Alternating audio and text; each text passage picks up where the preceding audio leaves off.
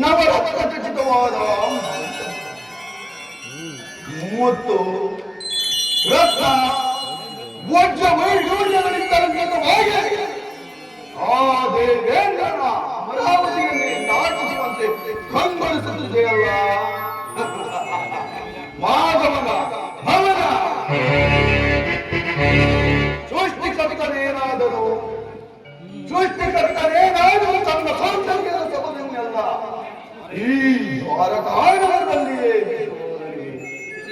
ಹಬ್ಬಬ್ಬ ಈ ಭವನವನ್ನು ಕಂಡಾಕ್ಷಣ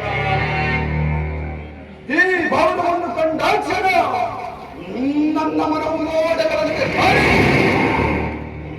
ಮನೆಗಳಂತೆ ಮಾಡುತ್ತಿದೆಯಲ್ಲ.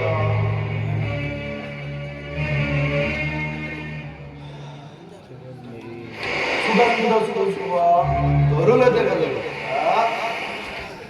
ಏನಿ ಶಿಲಾಬಾಲಕಿರ ಭಾವವನ್ಯಗಳು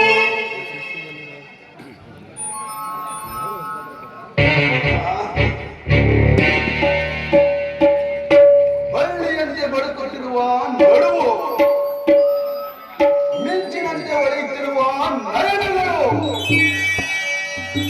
ಸೊಂಟಿಗೆ ಎಸರಿನಂತಹ ನಾಸಿಕ ಮರುಚಂದ್ರನಂತೆ ಮೋಹಿಸಿಬಿಡುವಂತಹ ಮಂದಾಸ ಅಬ್ಬ ಈ ಅದ್ಭುತವಾದ ಸೌಂದರ್ಯ ರಾಶಿಗಳನ್ನು ಕಂಡಾಕ್ಷ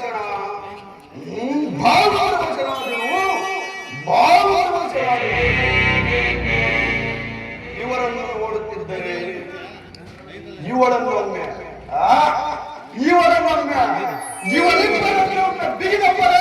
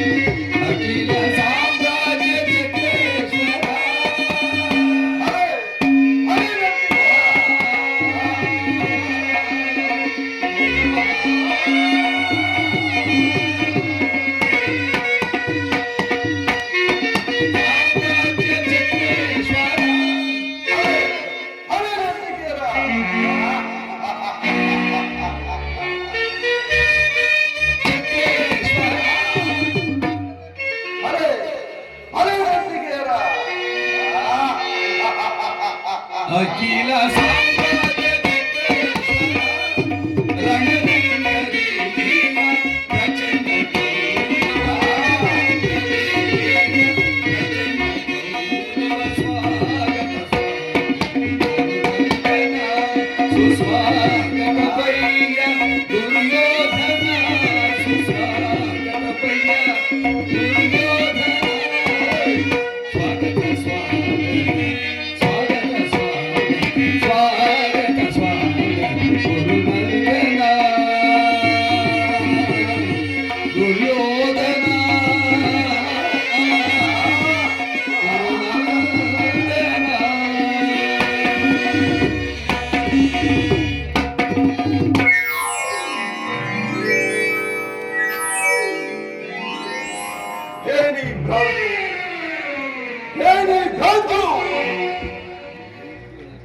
ಎಲ್ಲವೂ ನನ್ನ ಕನಸಿನಂತೆ ಅಥವಾ ಕೃಷ್ಣನ ಮಾಯೆ ಏನಾದರೂ ನನ್ನನ್ನು ಆವರಿಸಿರುವುದೇ? ಕೃಷ್ಣ, ಈ ನಿನ್ನ ಮಾಯಾ ಶೈಲುಗಾರವನ್ನು ಕಂಡು ಬೆರಗಾಗುವವನಲ್ಲ. ಚಂದ್ರಕುಲ ಚಕ್ರೇಶ್ವರ ವಸುಂಧರಾ ದೇವಿಯ ಕುವರ, ಗಾಂಧಾರಿಯ ಗರ್ಭ ಸಂಚಾರ ಈ ಚಕ್ರೇಶ್ವರನ ಭವನಕ್ಕಿಂತಲೂ ಈ ನಿನ್ನ ಭವನ ಅತಿಶಯವೇ, ರಮಣೀಯವೇ, ಸ್ವಾಭಾವಿಕವೇ, ಅಸಂಭವ. ಅಂತೂ ನನ್ನ ಸೋದರ ಮಾವ ಶಕ್ತಿಯ ಸಲಹೆಯಂತೆ ದಾಯಾದಿಗಳನ್ನು ತಪ್ಪಿಸಿ ಮೊದಲೇ ದ್ವಾರಕಾ ನಗರಕ್ಕೆ ಬಂದಾಯಿತು. ಇನ್ನು ನನ್ನ ಭಾಗ್ಯೋದಯವು ಹೇಗಿರುವುದು ನೋಡುವೆನು. ಓ ಸಾಧ್ಯಕ್ಕೆ ಎಲ್ಲಿ ನಿಮ್ಮ ಕೃಷ್ಣನು? ಶ್ರೀಕೃಷ್ಣ ಪರಮಾತ್ಮನನ್ನು ಎದುರಿಸುತ್ತಿರುವರು. ಎಚ್ಚರಗೊಳ್ಳುವರೆಗೂ ಪೀಠದಲ್ಲಿ ಕುಳಿತುಕೊಳ್ಳಿ. ಏನು ಕೃಷ್ಣ ಪರಮಾತ್ಮನು ನಿದ್ರಿಸುತ್ತಿರುವನೇ? ವಿರಾಟನ ಪುತ್ರಿ ವಿವಾಹ ಸಂಭ್ರಮದಲ್ಲಿ ಹಗಲು ಇರುಳು ಜಾಗರಣೆ ಮಾಡಿ ತರುಣಂದುವರೆಗೆ ಮಲಗಿರುವೆ ಕೃಷ್ಣ, ಮಲಗು ಮಲಗು. ರಾಜ್ಯಭಾರವನ್ನೆಲ್ಲ ಅಣ್ಣನಾದ ಬಲರಾಮನಿಗೆ ಒಪ್ಪಿಸಿ ನಾನು ಮಾತ್ರ ಸುಖದಲ್ಪದಲ್ಲಿ ನೀಡಲಾಗಿರುವ ನಿಮ್ಮ ಕೃಷ್ಣನು ಎಂತಹ ಸುಖ ಪುರುಷನೆಯ ಅದಿರಲಿ ಸಾತ್ಯಕ್ಕೆ ನಿನ್ನಲ್ಲೊಂದು ಮಾತು. ಏನಾದ್ರು ಗುರುರಾಜ? ಪಾಂಡವರಿಗೂ ನಮಗೂ ಯೋಧವು ಸಂಘಟಿಸಿರುವುದು. ಅದರಲ್ಲಿ ನೀನು ನನ್ನ ಪಕ್ಷವನ್ನು ವಹಿಸಬೇಕು. ಅದಕ್ಕೆ ನಾನು ಉತ್ತರ ಕೊಡಲು ಸಾಧ್ಯವಿಲ್ಲ. ಏಕೆ ಸಾತ್ಯಕ್ಕೆ? ಏಕೆಂದರೆ ಶ್ರೀಕೃಷ್ಣ ಪರಮಾತ್ಮನ ಅಧೀನರು. ಶ್ರೀಕೃಷ್ಣ ಪರಮಾತ್ಮನ ಎಲ್ಲಿರುವರು ನಾವು ಅಲ್ಲೇ ಇರುವೆವು. ಸರಿಯಾದ ಮಾತು ಸಾತ್ಯಕ್ಕೆ. ಕೃಷ್ಣನು ನನ್ನ ಪಕ್ಷವನ್ನು ವಹಿಸಿದ್ದೆ, ಆದರೆ ಮಾಧವನ ಸಹಿತ ವಾಕ್ಯವುಂಡಿ ಸೈನ್ಯವು ನನಗೆ ಸೇರಿದಂತಲ್ಲವೇ? ಸಂದೇಹವೇನು? ಸೇರಿದಂತೆ ಪೀಠದಲ್ಲಿ ಕುಳಿತುಕೊಳ್ಳಿ.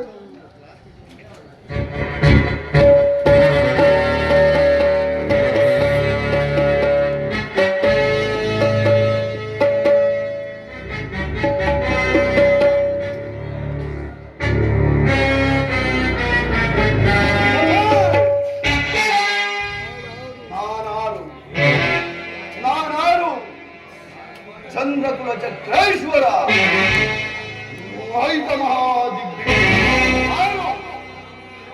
ಈ ಧನ ಕಾಯುವ ಗೋಪಾಲಕನ ಪಾದ